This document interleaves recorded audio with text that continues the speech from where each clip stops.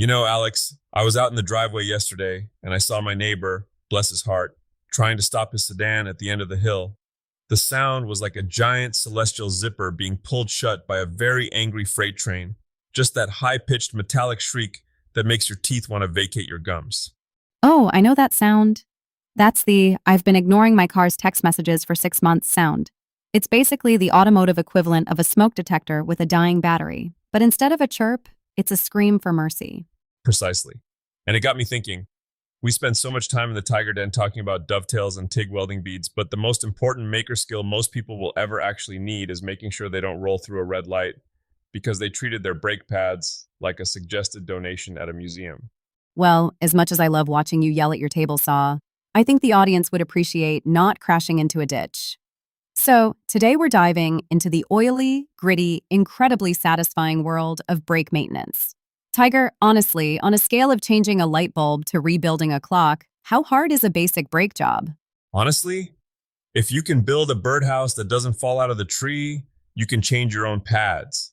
It's pure mechanical logic. It's like a puzzle where all the pieces are covered in carbon dust and frustration.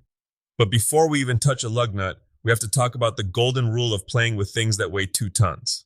I have a very vivid memory of my first solo brake job when I was 19. I was impatient.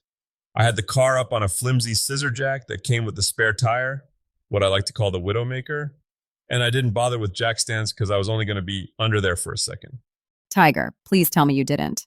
I reached into the wheel well, and just as I gave the caliper bolt a good yank, the car shivered. That jack didn't collapse, but it tilted just enough to let me know that if I stayed under there, I was going to become a human panini. I spent the next 10 minutes sitting on the curb, just shaking. See, this is why I keep you around. You've survived the stuff, so we don't have to. So, lesson one, jack stands are not optional equipment. They are the only thing standing between you and a very flat morning.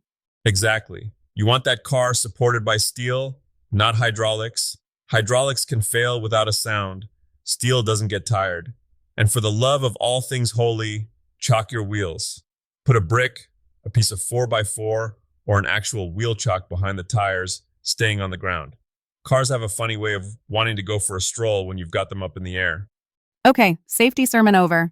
Let's get into the guts of it. Most folks hear brakes and they think of one thing, but there's a whole ecosystem in there. Crack the hood for us. Where does the magic start? It all starts at the master cylinder. Imagine your brake pedal as a giant syringe. When you step on it, you're pushing fluid through a set of steel veins. Physics is beautiful because liquid doesn't like to be squeezed. It resists. So that pressure travels all the way down to the wheels to do the heavy lifting. Which brings us to the pads and rotors duo, the Batman and Robin of stopping.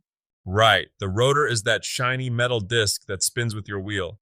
The caliper is like a big iron hand that sits over the edge of that disc. Inside that hand are the pads, the flesh of the hand, if you will. When you hit the brakes, the caliper squeezes those pads against the spinning disc. Friction turns that motion into heat, and that heat is what stops you. And that's where the wear happens. It's basically a controlled exercise in sanding down a piece of metal every time you hit a red light. Spot on. Now, if you're wondering when to jump in, your car usually tells you in 3 languages. First is squeak. Most pads have a little metal tab called a wear indicator. When the pad gets too thin, that tab touches the rotor and makes a sound like a flute played by a manic pixie. I've heard that one. What's language number 2? The shakes. If you press the brake and your steering wheel feels like it's trying to escape your hands, that's a warped rotor. It's not flat anymore, it's wavy. And the third is the mush. If your pedal feels like you're stepping into an oversized bowl of mashed potatoes, you've got air in your lines or your fluid is ancient. Speaking of ancient, I looked at a neighbor's brake fluid once and it looked like used French fry oil, like dark brown and murky. That shouldn't happen, right? God, no. Brake fluid is hygroscopic. That's a fancy way of saying it's like a sponge for moisture in the air. Over years, water seeps in. Water boils at 212 degrees. Brakes get way hotter than that. If that water turns to steam inside your lines, steam compresses, your pedal goes to the floor, and suddenly you're a passenger in your own disaster movie. Okay, so we've got our jack stands, we've got our new pads, and we're looking at the wheel. What's the Tiger's secret for actually getting those old pads out without losing a finger or a sanity? The first thing is the C-clamp trick. When you take the caliper off, the piston, the part that does the squeezing, is still stuck out in the worn down position. You can't fit nice, fat, new pads into that narrow gap. You take an old pad, put it against the piston, and use a C-clamp to gently, slowly push that piston back into its housing. Wait, I've seen people just hammer those back. Don't ever let me see you do that. You'll score the bore or flip a seal. It's a slow dance, not a cage match. And here's a tip most manuals won't emphasize enough. Open your master cylinder cap before you do this. You're pushing fluid back up the system. It needs somewhere for the air to go.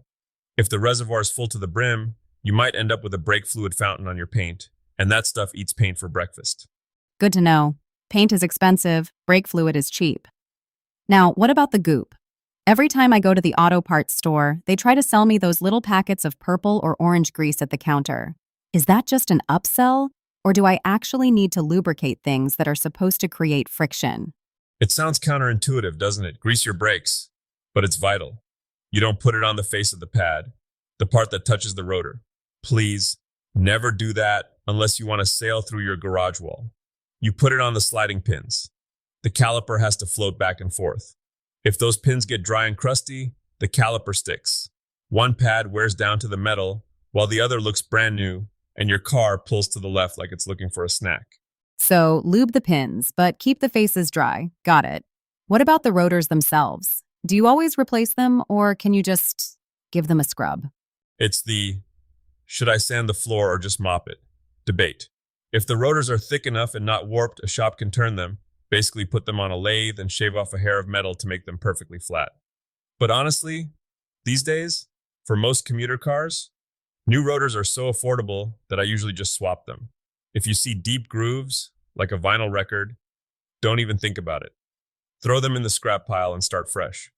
You're making this sound suspiciously doable, Tiger. There has to be a gotcha. What's the mistake that makes you want to hang up your coveralls? It's the caliper hang. People take the caliper off the rotor, and then they just let it dangle by the rubber brake hose. That hose isn't a bungee cord. It's carrying high-pressure fluid. If you let that heavy metal chunk hang there, you can cause internal tears in the hose. Then, 6 months later, it fails. I always have a piece of wire or even a coat hanger ready to tie the caliper up to the suspension spring. Give it a little hammock. A caliper hammock. I like that. It's all about being kind to the components. Always. And the final boss of the brake job, the test drive. I've seen guys do a perfect job, drop the car, put it in gear, and roll right into their workbench because they forgot to pump the pedal. Wait, why? Remember how we pushed that piston back with the C-clamp? There's now a huge gap between the pad and the rotor. The first 3 or 4 times you hit the brake pedal, it's just moving the piston back into position. It won't actually stop the car. You have to sit there in the driveway and pump that pedal until it feels firm before you even think about putting it in reverse. I'm imagining you slowly rolling backward into a trash can while frantically pumping the pedal. It wasn't a trash can, Alex. It was a very expensive rose bush. My wife still reminds me about it every spring when it blooms slightly crooked. There it is, the Tiger tuition fee. Every time. But look, the takeaway here isn't just about saving $100 in labor. It's about that feeling of independence. When you're driving down a mountain pass and you feel those brakes bite exactly how they're supposed to, and you know exactly why they're doing it because you're the one who greased the pins and torqued the bolts. There's a peace of mind there you can't buy. It turns the car from a black box of mystery into a machine you're actually in a partnership with. Exactly. So next time you hear that little chirp or squeak from your wheels, don't turn up the radio. Pull the wheel off, take a look. It's just nuts and bolts, and they're all just waiting for you to show them some attention. Well said. I think I'm actually going to go check my reservoir after this, just to make sure it's not French fry colored. Better safe than crooked rose bushes, Alex. Better safe than that.